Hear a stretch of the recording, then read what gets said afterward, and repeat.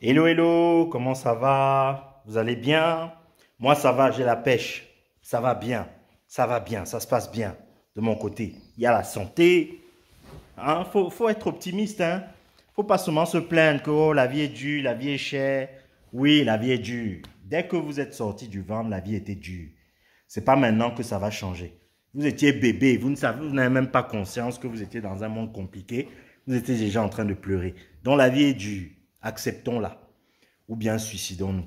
Bon, excusez-moi, je ne devrais pas faire une blague sur le suicide. C'est un sujet sérieux. Bon, avant de commencer cette vidéo, abonnez-vous. Abonnez-vous à la chaîne, commentez, partagez, likez. Et surtout, abonnez-vous aussi à tous mes autres réseaux sociaux. Hein. N'oubliez pas, je suis sur Instagram, Twitter, Facebook, c'est Christian Gann partout. Bon, sur Facebook, c'est Christian Gann-Africa.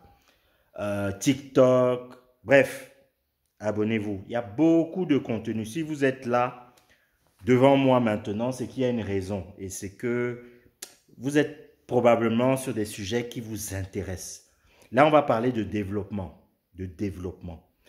Lorsque vous avez créé votre entreprise, oh, gardons le même contexte. Vous êtes en Afrique, vous avez créé votre entreprise, vous avez commencé à vous faire votre petit nom. Et vous commencez un peu à stagner, vous êtes parti comme ça, fouap, et après un moment, ça devient comme ça. Il est temps pour vous, dans votre stratégie, d'élaborer justement des plans de... Vous avez forcément des plans de développement, mais il faut avoir dans votre stratégie des plans de développement vraiment à long terme, savoir où est-ce que vous allez aller. Il y a différentes façons de se développer pour une entreprise. Bon, je pars vraiment du postulat, du fait que vous êtes déjà une entreprise qui a déjà trouvé sa clientèle. Vous avez trouvé votre clientèle, ça se passe bien. Maintenant, il faut se développer. Comment est-ce que vous allez vous développer? Premièrement, vous pouvez vous développer par la filière. Par la filière, c'est quoi? C'est de manière verticale, c'est-à-dire, vous pouvez décider par exemple que, bon, moi je suis un agriculteur. Ah, je suis un agriculteur.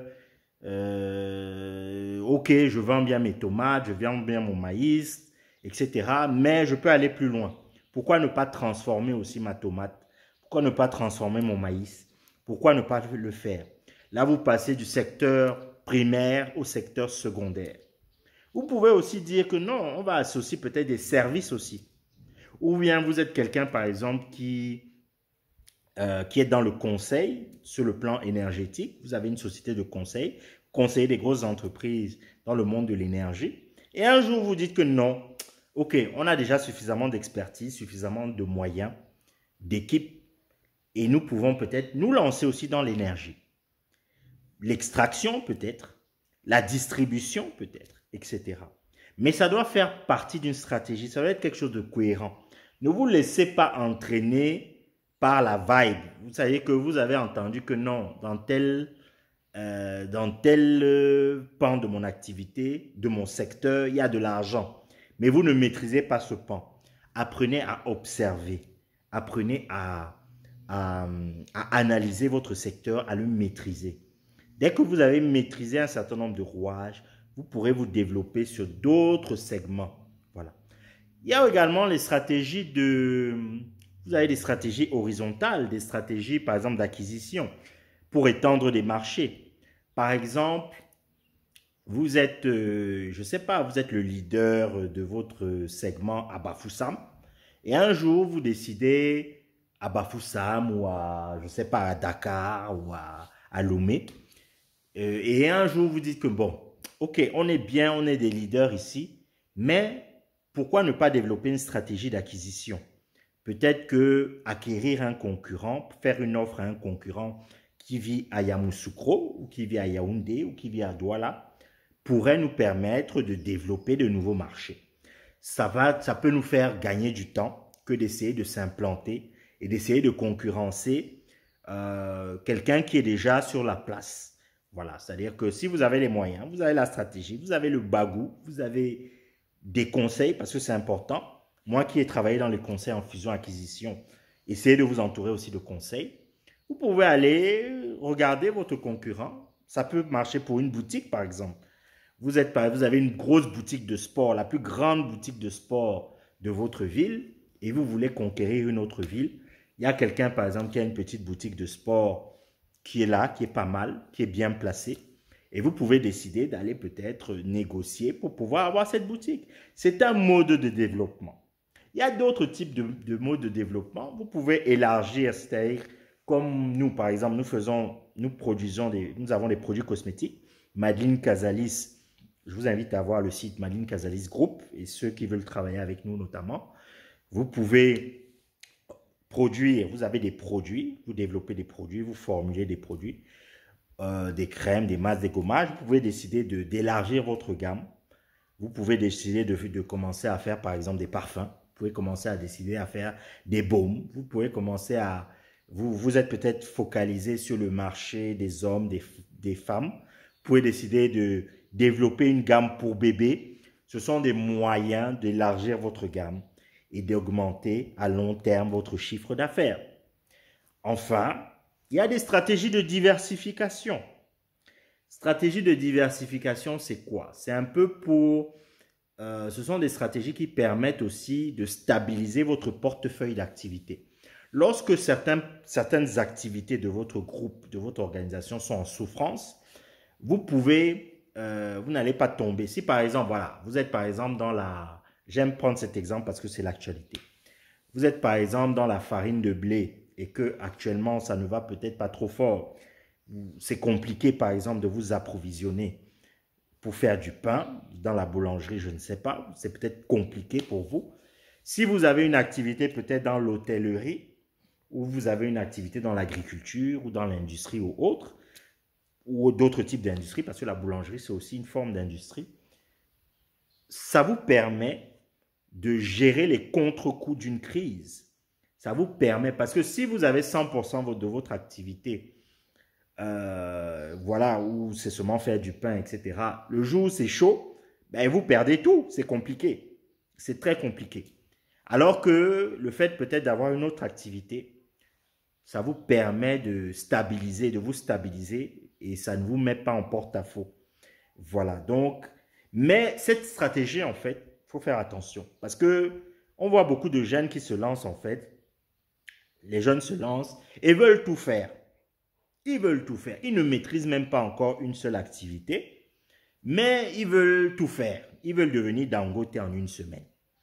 Non, le gars, à la fois, il fait dans l'imprimerie, en même temps, il fait du conseil, en même temps, il vend les bananes, en même temps, il fait... Car, à un moment, hein, les gars, surtout au début, concentrez-vous. Apprenez à vous concentrer. Ça ne fuit pas. Concentrez-vous d'abord sur une activité. Mieux vaut être excellent dans une activité que être moyen, médiocre dans 10 activités. Soyez bon dans une activité. Dès que vous êtes bon, vous maîtrisez votre activité, vous vous êtes fait un nom. Maintenant, progressivement, vous pourrez vous diversifier. Vous pourrez investir dans d'autres activités, vous étendre de manière logique ou bien dans une stratégie où vous avez des activités dans des secteurs complètement différents. Ça vous couvre contre certains risques, voilà, certains risques de crise dans un secteur en particulier. La diversification peut être bien, mais il faut l'utiliser vraiment avec minutie. Voilà, ce sont des modes de développement. Vous avez besoin aussi de vous développer, vous pouvez vous développer à l'international. Mais se développer à l'international sous-entend beaucoup de travail que vous avez fait au préalable. Du travail sur votre structure, sur votre marque. Il faut déjà que vous puissiez vous être installé bien et d'avoir une bonne réputation sur le plan local. Ne vous lancez pas à l'international. J'en vois plein. Oh, j'en vois un.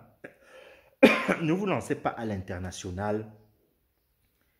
Chez vous-même, vous n'arrivez pas à vendre vos produits, mais vous voulez aller vendre dans le monde entier. Commencez par votre voisin, votre cousin, votre soeur, votre ami, votre entourage, votre village. Commencez d'abord à tester et à montrer les bienfaits ici. Il faut d'abord que votre produit ait fait ses preuves. C'est à partir de là, votre produit a fait ses preuves.